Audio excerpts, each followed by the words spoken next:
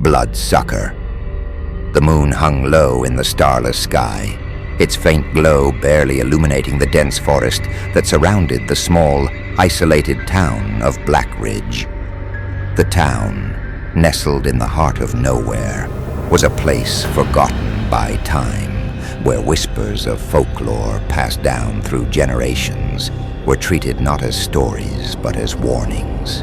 Among them, one tale loomed darker than the rest, the legend of the Bloodsucker. It all began centuries ago, when a traveling alchemist named Draven arrived in Blackridge. Seeking immortality, he performed forbidden rituals deep within the woods. His experiments failed, but they cursed him to walk the earth as a shadow of his former self, feeding on the blood of the living to sustain his wretched existence.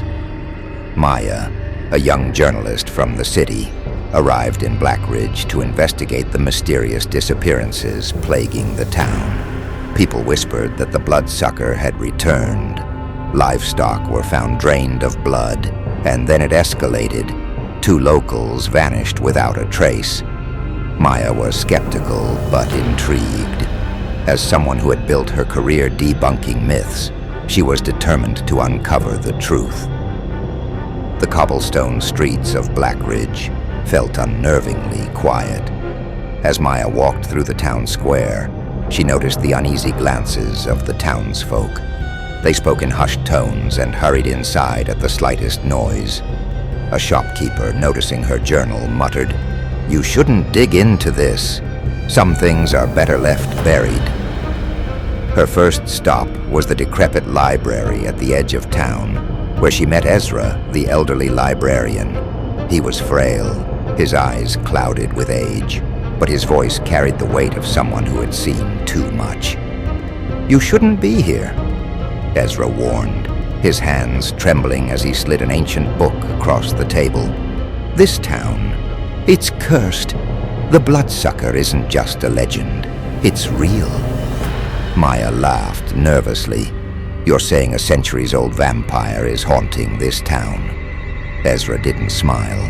Instead, he pointed to a sketch in the book, a hauntingly familiar face.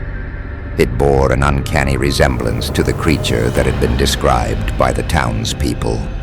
The book detailed the alchemist's transformation, rituals of blood magic, and how the creature could only be killed with a stake carved from the heart of the ironwood tree, a rare tree that grew deep within the forest. That night, as Maya studied the book in her motel room, she heard a faint tapping on the window. Ignoring it at first, she continued reading until the tapping grew louder. She froze, her heartbeat quickening. Slowly she turned toward the window, where a gaunt face stared back at her.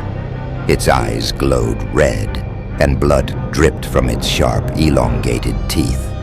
The creature smiled, revealing rows of needle-like teeth. Maya's breath hitched as it pressed a clawed hand against the glass, dragging its nails across the surface with an ear-piercing screech. Maya screamed, scrambling for her phone to call the police. But the creature vanished before help arrived. The officers dismissed her story, chalking it up to fatigue. But Maya knew what she saw, and it wasn't human. The next day, Maya visited a butcher shop near the outskirts of town. The owner, Hank, revealed that several of his animals had been drained of blood. "I've lived here for 50 years, Hank said. "We don't talk about the Bloodsucker, but it's real. My father warned me about it when I was a boy." Determined to stop the Bloodsucker, Maya sought out a group of locals who believed in the legend. They were a ragtag team of hunters led by Silas, a grizzled ex-soldier with a deep scar running down his face. He had lost his brother to the creature years ago and had spent his life preparing for this moment. The group ventured into the forest armed with torches, weapons, and the ironwood stake. The deeper they went, the darker the woods became, as if the trees themselves were alive and conspiring against them. The air grew colder, and an unnatural silence settled over the group. Maya noticed claw marks etched into the trunks of the trees. They were deep, jagged, and fresh. "It's marking its territory," Silas muttered. Suddenly, a distant guttural growl echoed through the woods. The group halted, their breaths visible in the frigid air. The growl grew louder, closer, until it seemed to come from all directions at once. The bloodsucker struck without warning, darting between the trees like a phantom. It lunged at one of the hunters, dragging him into the shadows before anyone could react. His screams were short-lived. Maya gripped the ironwood stake tightly as panic spread through the group. "Stick together," Silas barked, but it was too late. The creature was picking them off one by one. They stumbled upon an abandoned chapel, its once pristine walls now covered in crimson stains and eerie symbols. Inside they found a pit filled with bones and torn clothing, remnants of the bloodsucker's victims. The stench of death was overwhelming. Maya gagged, her flashlight trembling in her hand. "This is it," Silas said grimly. "This is where it feeds." As they explored, the creature attacked. It moved with inhuman speed, striking from the shadows and picking off the hunters one by one. Screams echoed through the chapel as the group fought for their lives. Maya, clutching the ironwood stake, confronted the creature. Its hollow voice echoed in her mind, taunting her. "You cannot kill what is eternal." Summoning every ounce of courage, Maya lunged at the creature, driving the stake into its chest.